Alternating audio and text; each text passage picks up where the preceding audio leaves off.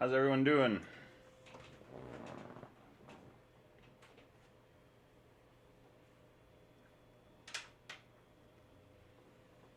Good, super.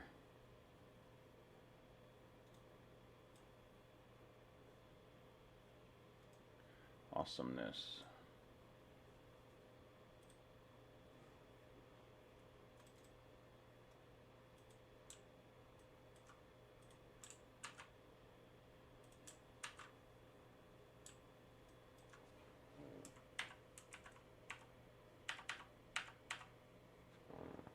All right, well, welcome to week 6. So we're past the halfway mark now.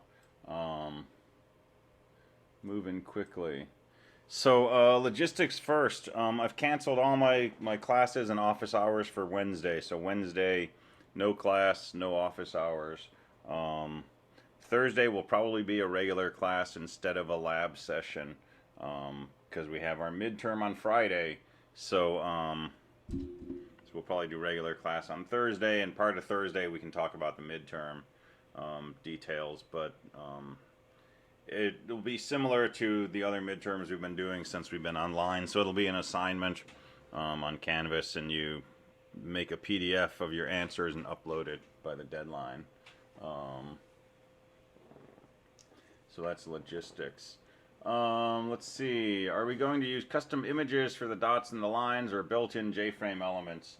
The dots you can make with just filled-in circles. So just use fill oval, and you can make a dot. But if you want to stylize it, you can definitely do that, long as there's dots and you can click between them.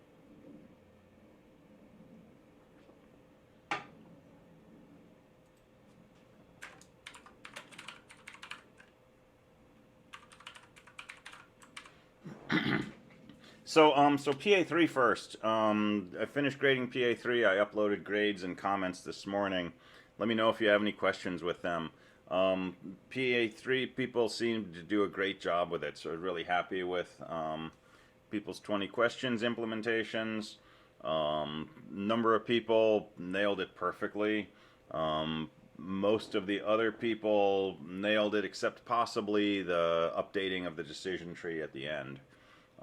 Which is a separate thing, and I mentioned it was sort of the trickiest part of the process.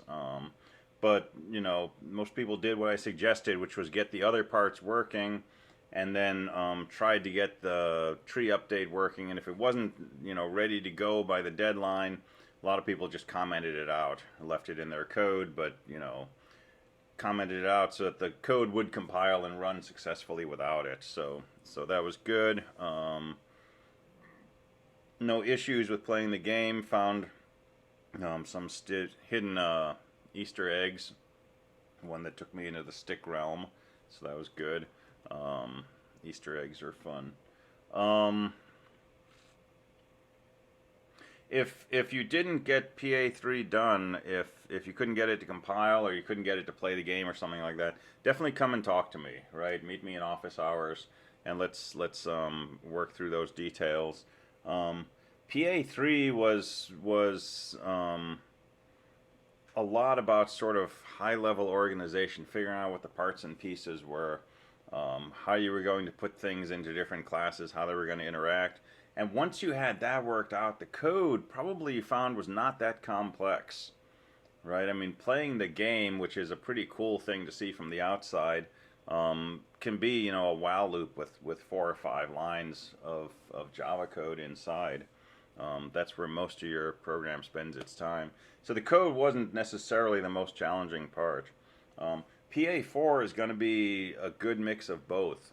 It definitely has a lot of parts and pieces, a lot of things to figure out as far as organizing and structuring the whole program. But then the actual code for it is going to be quite a bit more complex. So this one's even more important to start early and to make sure you have a good idea how the whole thing is going to be structured, but then start writing the code sooner rather than later, because it might take some redos and so on and so forth. And if PA3 had some challenging pieces, let's get through those as soon as possible, so that those don't hold you back on PA4. Any other questions on either of those?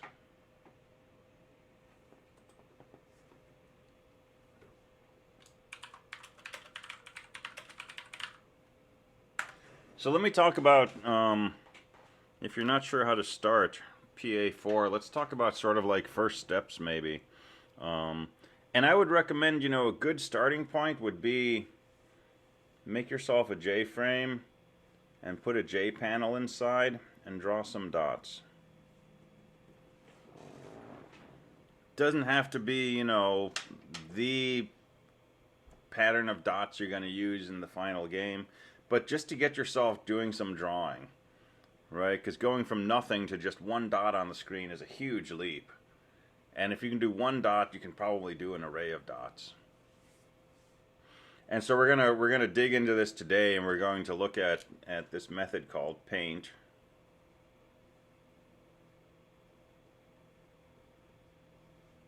And we're going to look at something called repaint, which we started to work with on Friday, that we can use to cause paint to execute. And so make a J-frame with a playing area inside and try to draw a grid of dots. And then once you're able to do that, try to pick up a mouse action. In particular, let the person click their mouse somewhere in here, and first cut, just print out the XY coordinates where they clicked. And then try to figure out what are the two dots corresponding to where they clicked. In other words, what line are you trying to draw? And that's going to be just some arithmetic tricks that we'll talk about and develop for translating, a particular XY coordinate into what box did we click in, and which corner of the box or which edge of the box are we closest to. And then at that point, I would think about how to store this information in memory. And so this is where you want to think about, making a box class that has booleans for each edge and has some indicator of, does somebody own this box? Is it complete? And so on and so forth. And then start your board class. And think about, data and code. So what data do we need in a box? Well, we need to know, which edges have lines on them and which don't. We need to know, is there an initial in this box? Maybe we need to know where the box is, maybe we don't. The board class should contain your array of boxes, though. So you're going to want something like box, two-dimensional array.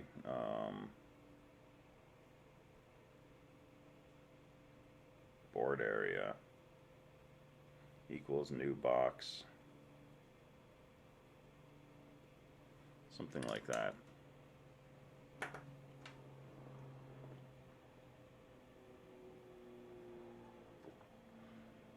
And now this variable board area, which is part of your board class, right, gets you to your 64 boxes. If it's an 8x8 array, your 64 boxes, each of which contains booleans for the edges and so on. So play around with setting up that memory structure. And now let's go ahead and when you click, let's actually make a line appear. And how do you do that? We can't call the paint method. We can't, inside our mouse handler, say draw a line there. Okay, well, we saw Friday, and we're going to see more today, is all the painting happens inside this one method in the JPanel class, which is called paint. The mouse click is going to happen inside a mouse handler in, your board area or your box area or some other, object. And so we're not going to be able to say draw a line at that point. What we're going to do is we're going to adjust the contents of memory. In this case, if I click right here, I'm going to find this box, and I'm going to set its left boolean to say true. There's a line there. And I'm going to go one box to the left, and I'm going to set its right boolean to say true. There's a line there. And the paint method, all it's going to do is read through my array of boxes, and every time it finds an edge, it's going to draw a line in the right spot. at that point, you're like, 60, 70% done with PA4. You've got all the pieces in place now, and then it's adding on the extra details, right? Being able to keep track of whose turn it is, detect when a box is full, and all of that stuff. But it's the framework that you want to begin with to build on top of. So I would start with an array of grids and then pick up mouse events, and then we'll talk about doing coordinate arithmetic to decide which line the person is asking to draw, and then start making some of these classes and create objects to actually store this information. Let's see, I've gotten it to preview the line you're about to draw before you click. It's helpful for debugging. Oh, good, good, nice. Yeah, so you could have it display a line just by your mouse motion so that it, shows you a line, and then you can click to like commit to it. That sounds good.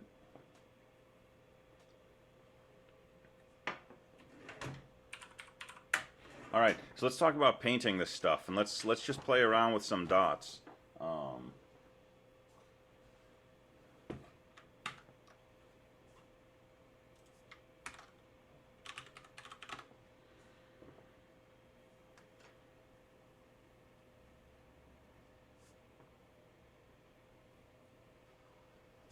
So I'm going to start with the same setup we had last time. So let me close this out.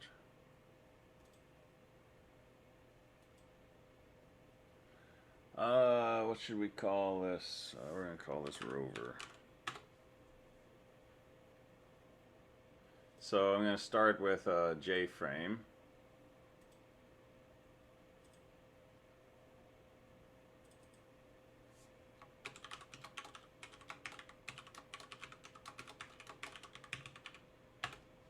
Which I'll call main dots game demo, not really. Because it doesn't matter what we call it. And I'm going to set this up kind of, what we're used to seeing here. So I'm going to put an absolute layout. I'm going to put a couple of buttons down so that we can do some clicking.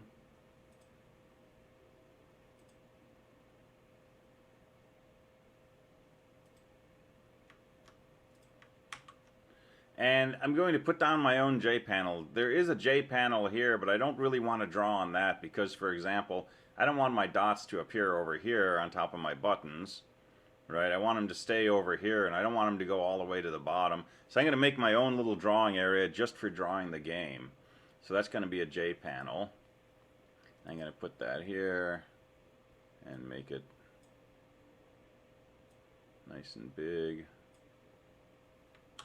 And I want to be able to see it, so I'm just going to go ahead and change its advanced properties, give it a border. And I'll go with a classic bevel border.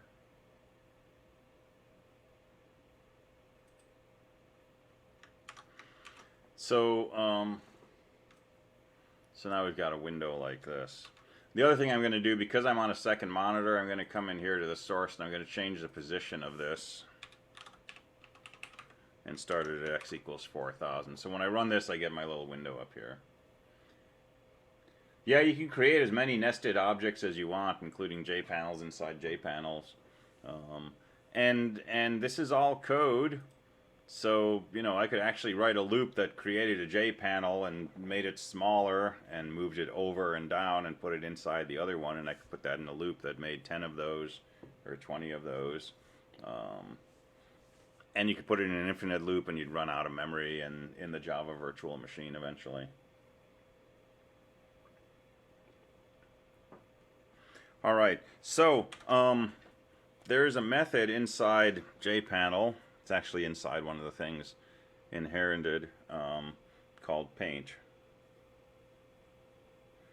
And so it's a public, it doesn't return anything, and it takes an argument of type graphics.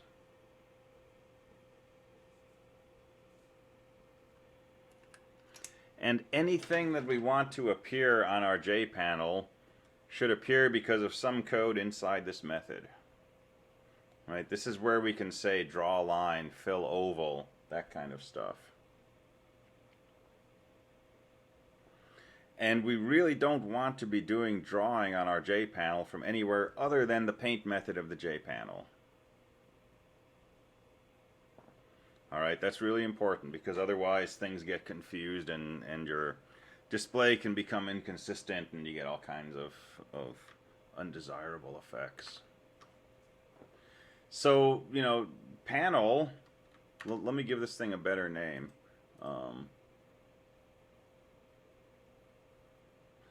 Yeah, you're going to crash, but that's okay because I saved my code. We'll see if it comes out of it or not. So, the usual setup, there's our J frame.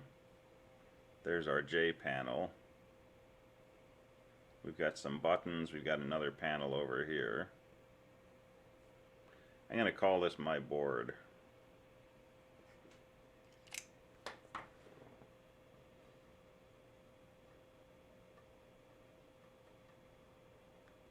Oh. Alright, yeah, Eclipse is having an issue.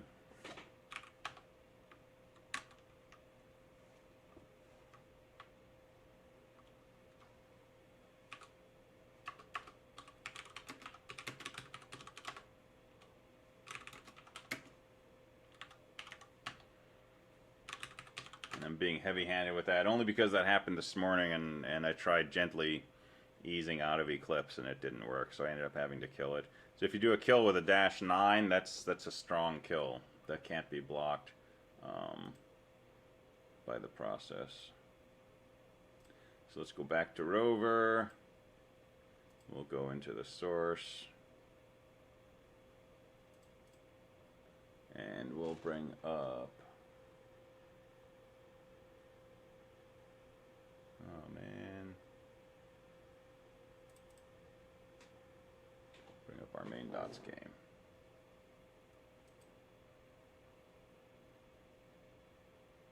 Alright, that's where we were. Alright, so I'm going to change the name of this panel to be my board. And so now if I look in my source, I can see exactly where this is, right?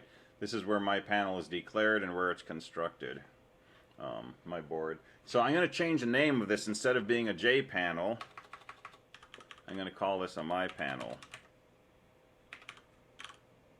And I'm going to declare it outside of this method because I may want to get to this somewhere else. So I'm going to move the declaration of it right up here.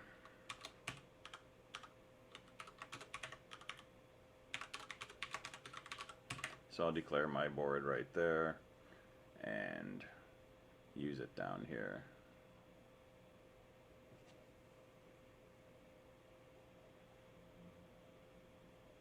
Don't kill -90. Don't do that. All right. So it doesn't like this because I haven't defined what a my panel is. So let's go ahead and make that. And you know, you can point and click your way to success. So there's an option for create a class my panel. So I'll go ahead and click that. And no, I'm not going to do that. I'm just going to do this.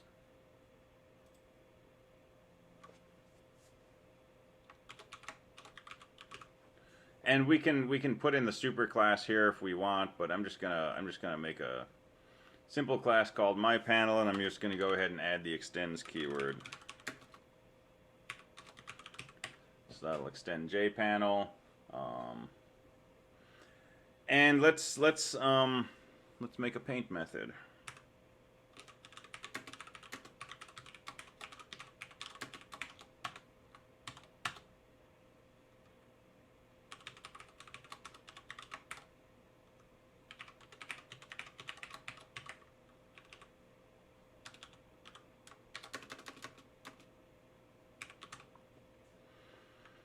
Alright, so a few things it doesn't like. It wants to import graphics, so I'll import that from AWT, the Abstract Windowing Toolkit. I'll import JPanel from Swing. That should all be happy. Oh, did they really? That's not cool.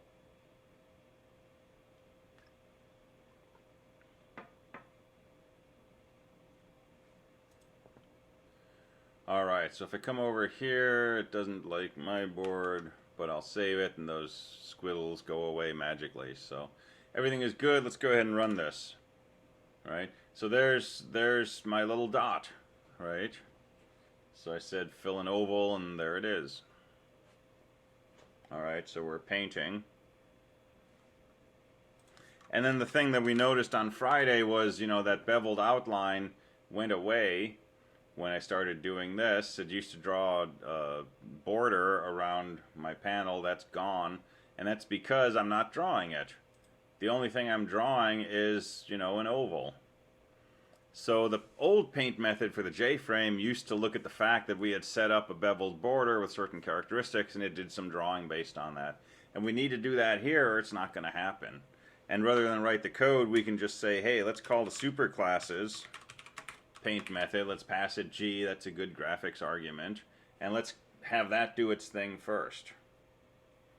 And so if I do that and I run, now we've got what we expected, our beveled border on our panel, and there's our dot in the middle.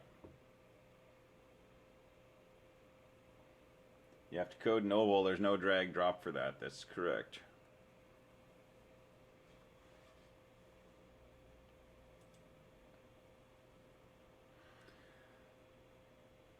All right, so there's one oval. So let's make a bunch of ovals.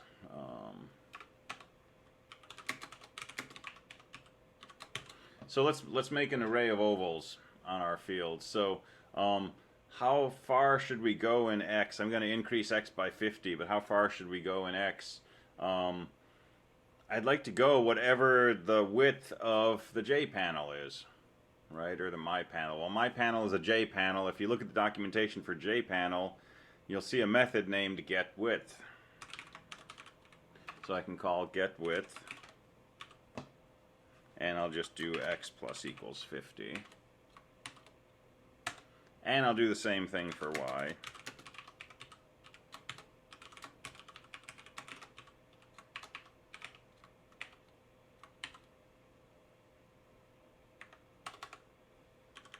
And I will do my fill oval in here.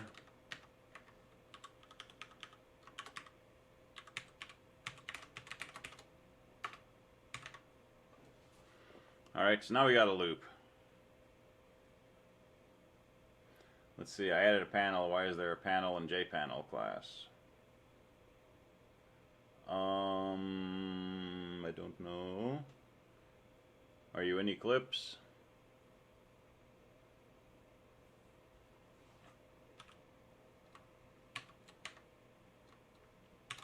So you always have a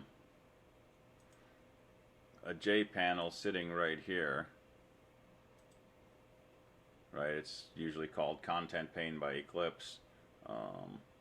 Yeah, so there is a J panel, which is the content pane, but then we went ahead and created a J panel ourselves inside. So that's the one that you get from Window Builder. And you notice when I go to my design tab, what happens? I got some polka dots here, right?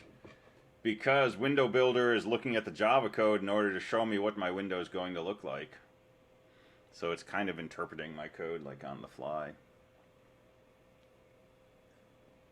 Which can be kind of cool or maybe not.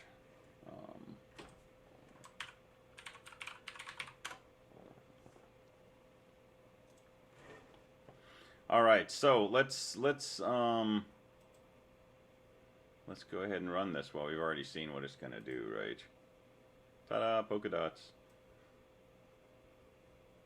All right, so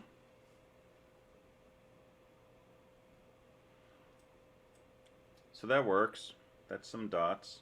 But suppose we want to change the spacing. So let's interact with the buttons.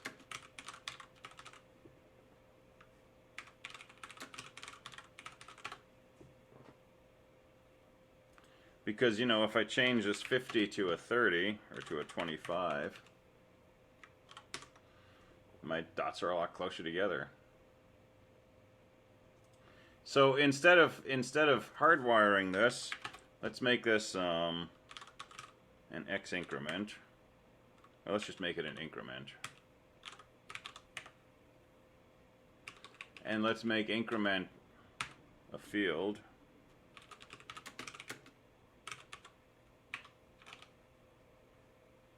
Which will initialize to 50.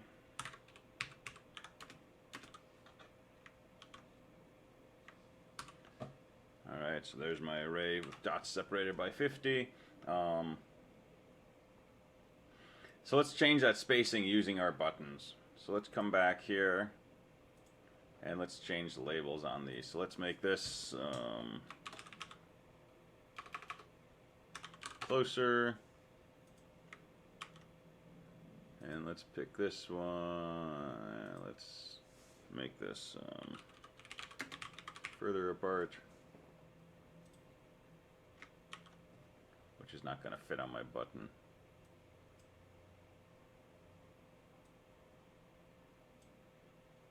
Okay, that works. All right, so let's put some code with these. So when we want to go closer, what we want to do is we want to decrease that increment, right? So let's decrease the increment by 5. Right? And we're getting errors here because it doesn't know what increment is, right? Can't resolve that to a variable. So what do we want to say here to decrease the increment between the dots?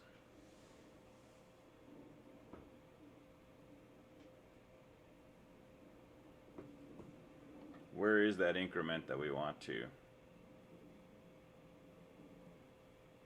Yeah, where we did the my panel, right? So here we created a my board, which was a my panel. It's actually the my panel class that defines this increment. So we could say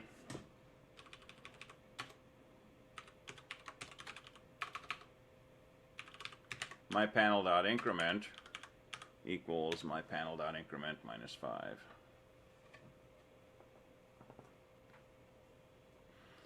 But you know, a better approach might be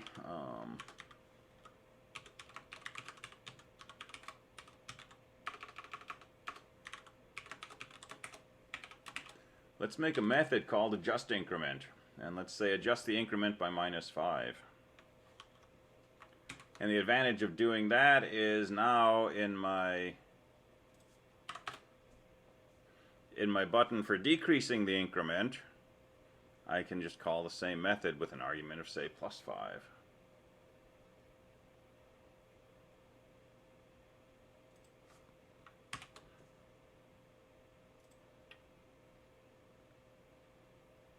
So I can go to the further apart button, and I can say my panel adjust increment positive 5. And now I can make, you know, adjust increment a method inside my panel.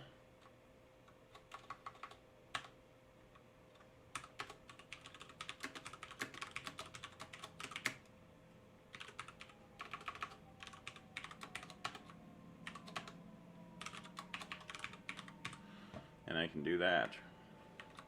And this lets me change my increment to be private.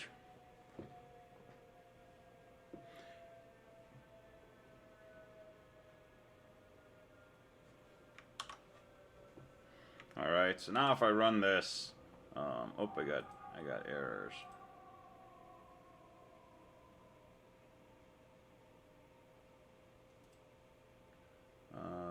Public void adjust increment.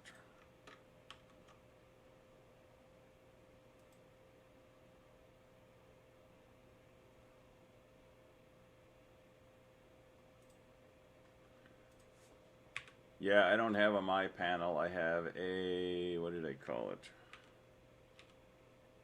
I have a my board. Thank you.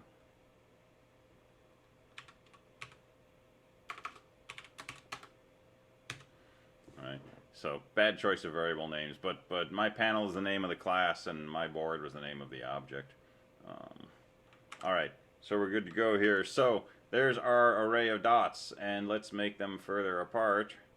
and, you know, clicking the button, nothing happens. Right? Because our paint method will make them further apart when it gets called, but there's no reason why the paint method is going to get called just because we clicked a button. But if something happens, like the window changes size, that's going to cause swing to call the paint method, and now we're going to get this thing redrawn. So if I make my dots a lot closer, I don't see it until this changes size, and now it goes ahead and redraws. So this is where the repaint method comes in. We're not allowed to call paint, but we can call repaint, and repaint basically says, I'd like paint to be called as soon as possible. So in here, after I do this adjustment, I'm going to say repaint. And down here I'll say repaint also. And now if I run this, we've got what we were hoping for.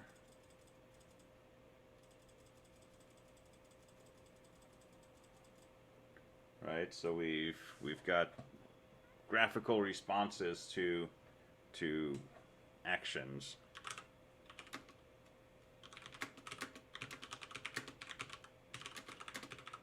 And this works fine up to a point.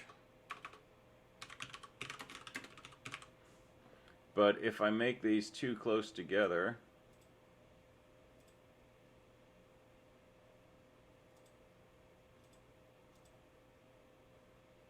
then something happens. I get stuck here. You notice my button is still grayed out after I clicked it, and I can't get further apart anymore. And I can resize the window, sort of, but you know, if I make it too small and make it big again, it's not even redrawing it correctly. And you know, this is like the Windows experience where you know, you move a window and you get the little pattern of it repeating. Something is out of whack here. And we're kind of stuck until we terminate or close the window, right? And then it'll come back. And what's happening here is, if you look at the loop in my panel, if increment gets down to 0, this becomes an infinite loop. Right, for x equals 0, oh, you got the get width, okay, good. If you do for x equals 0, x less than something, x plus equals 0, it sits in here forever. And why is that bad? Because this is an event handler, and you don't want to stay inside an event handler for too long. Right, so swing was calling paint. Swing is what's, you know, dispatching mouse events to various methods and so on and so forth. And if we're inside here and we get stuck, right, we don't come out of the paint method, we don't see mouse clicks, we don't get the screen redrawing correctly, and so on and so forth. So for example, after you draw a line, you would not want to sit in here waiting for a mouse event to occur. Or, you know, waiting for 5 seconds to pass while the other person makes some decision or something like that. All of these things that we write that respond to events, all of these things that are called by swing, like paint, you want to get in, do something, get out. Okay, if you find that your game is freezing, you're probably doing something in one of these handlers that's better done somewhere else. So if I want to wait for something to occur, really the way to do that is to set up a listener for when that thing occurs, and then leave. You know, return from whatever method I was in, so that my thread will basically go to sleep, and then when that event occurs, my code will run and I can go ahead and process it. What if you start with the number 49 instead? So, you know, further apart doesn't do anything. I can get closer, and I should be able to get down to a closeness of 4. Which may be there. I think that's the closest to 4 because they're overlapping. And I can still come out of that, but if I go any closer, then I get frozen.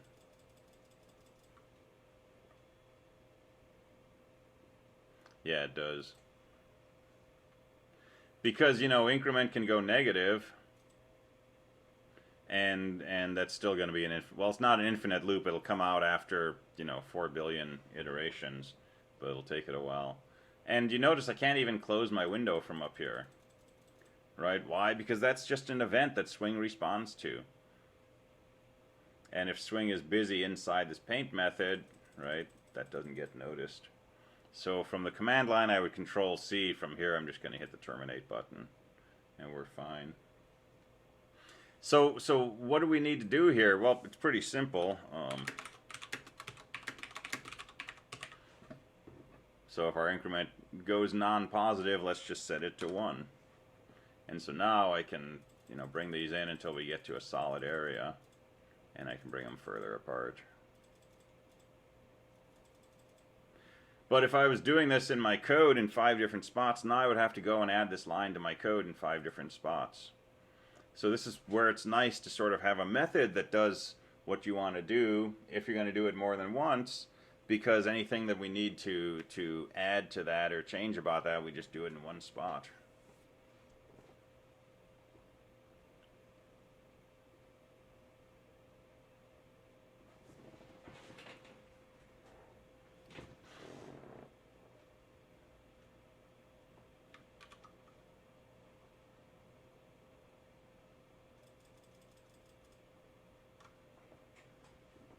Alright, so one of the bummers here is that, if I make my window bigger, my J panel is still, just this little tiny rectangle. Again, there's no reason that panel is supposed to change size because we don't have a layout manager. We use an absolute layout manager. Now, if we had a layout manager, we could set this up so that, for example, it would grow on the right and on the bottom as this outside window grew. And then we'd get an area that changes size dynamically. But we can also do this ourselves, right? We can do this because our J-frame, we can set up a listener, an event handler, for component resized. And we can say when that J-frame gets resized, let's do something. What should we do? Well, let's change the size of the J panel. So I'm just going to do the following.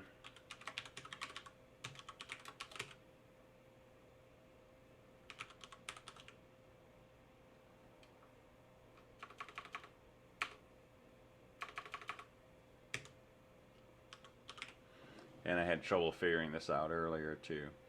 I don't do this in my daily life, obviously. Set size. So there's a set size method that takes a width and a height for the panel. So let's set the size to the width of the J-frame minus a little bit, and the height of the J-frame minus a little bit.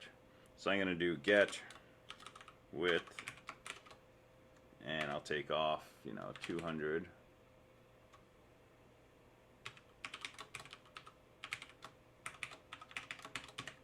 And I got all kinds of parentheses problems here.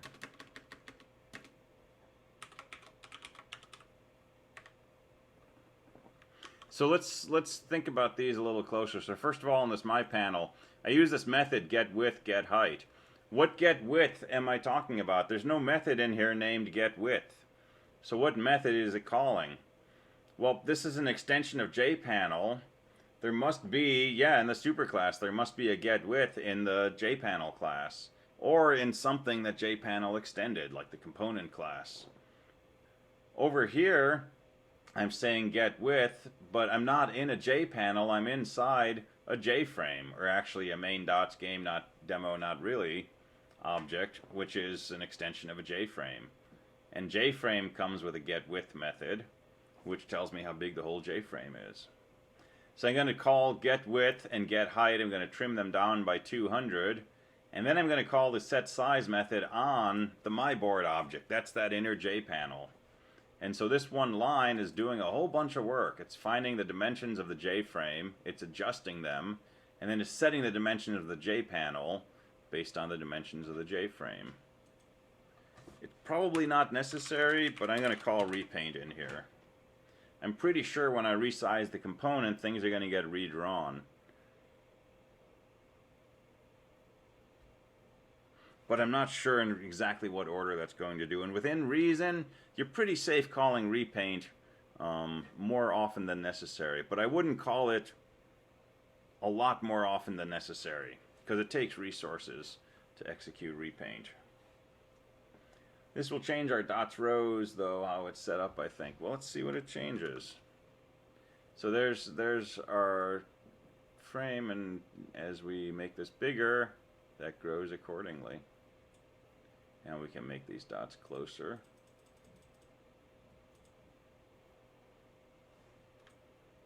And we can still resize and so on and so forth.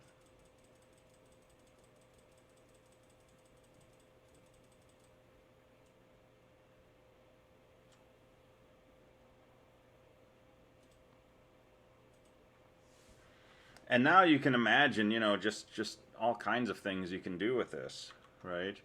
So suppose we want to put a margin around the dots area so that instead of going, you know, all the way from edge to edge, let's put some space around there. So in my panel, I can set up a another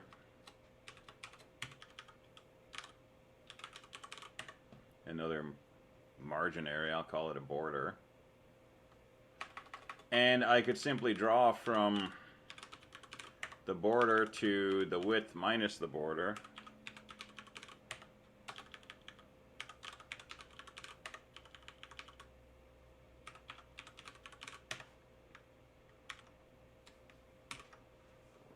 And now if I run this, I've got, you know, a little region out here outside of my dots. And I have to get far enough out that I can draw that next column of dots on the right and still keep a border of 49. And if I bring them closer, you see that, and so on and so forth.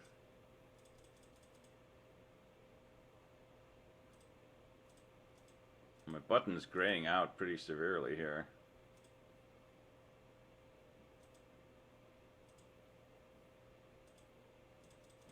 Yeah, that works.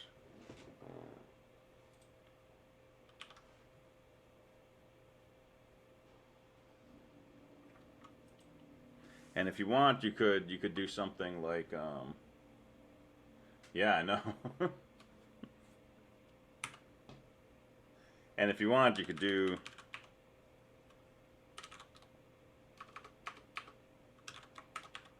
you know, set your border to be twice the spacing of the dots. And again, since my spacing, my increment is always changed in this method, I only have to add this line of code one spot. Right, and any time that I change the increment, I'm going to change my border variable. So now my spacing is going to be, you know, based on how far apart the dots are.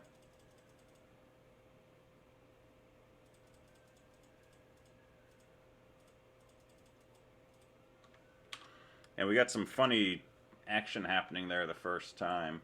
The first time I hit further apart, things got weird.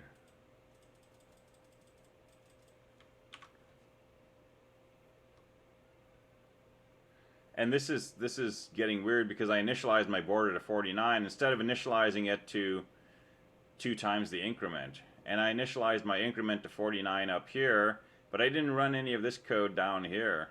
And probably a better way to do this would have been when I constructed the panel, when I said panel equals new my panel.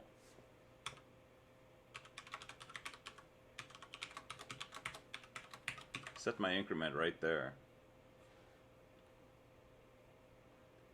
Which apparently is not set increment.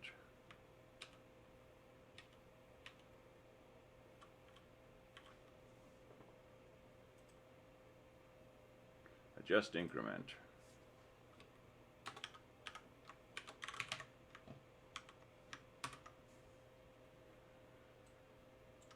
Alright, so now we've got something more like we expect. Is there a way to write an event handler for window resizing? Yeah, that's what we're doing to capture this, actually. So on the design window, in the J-frame, I did an add event handler for component resized. and that brought us into here. And at this point, I didn't care about the particular component event. I just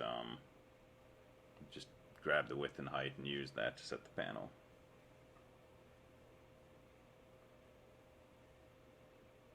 Are there pre-event and post-event hooks we are able to pick up? It depends. So like for a key button press, right, you can pick up pressed, you can pick up released, and you can pick up typed.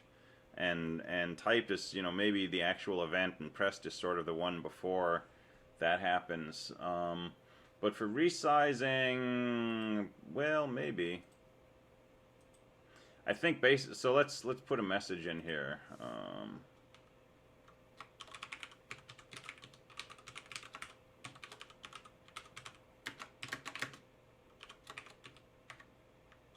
Let's just do a print every time that the resize method gets called. And you can see it get called twice before we've done anything, because the component is given some initial dimensions. But now as I start resizing it, right, it'll just call a whole bunch of times. So it's basically like, you know, anytime it changes, this method gets called. So not really a pre-post event per se.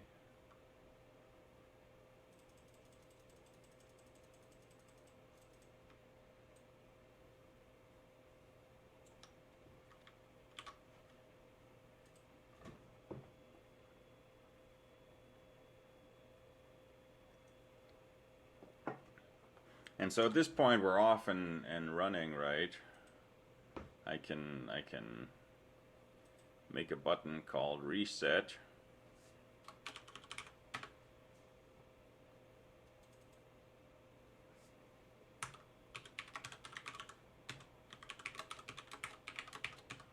And have that just, you know, reset the increment back to 50.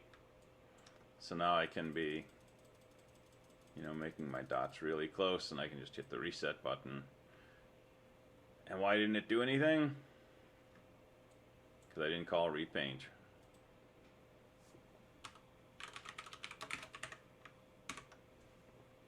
So call the repaint method when you want things repainted. And so now we can make our dots really close, and if we hit reset, it goes back to a 50 by 50 spacing.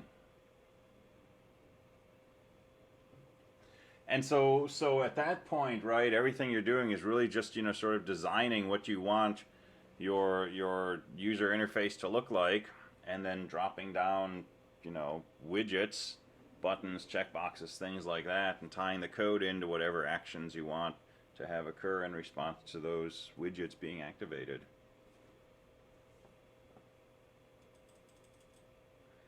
And this is what a lot of programming looks like. I just broke my code somehow. Oh, that's weird.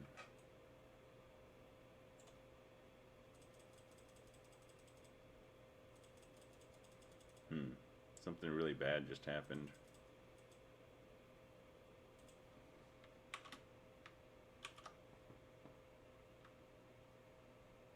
Yeah, don't call repaint and paint, because that will infinite loop you.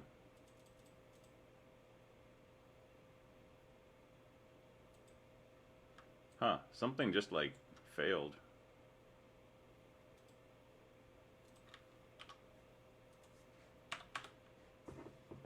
Fortunately, we're almost at the end of class time, so yeah, repaint we're typically going to call in our event handlers.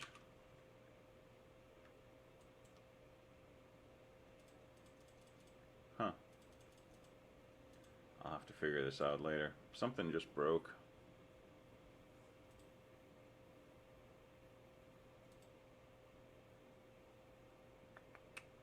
Fill the oval, there's paint. Adjust the increment. Repaint. Huh, okay, well, I broke something. So there's similar code to this from the morning section that's up on Canvas. I think it's called Paint and Repaint or something like that. I'll mess around with this after class, figure out what just broke, because I'm not getting my my adjustments anymore. Not getting any painting. Oh, there we go.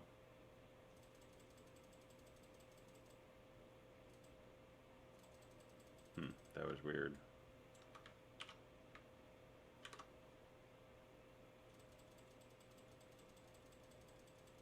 I just wasn't being patient enough. Because my dots are far apart. Okay, that's good. The universe still works. We didn't break anything. All right.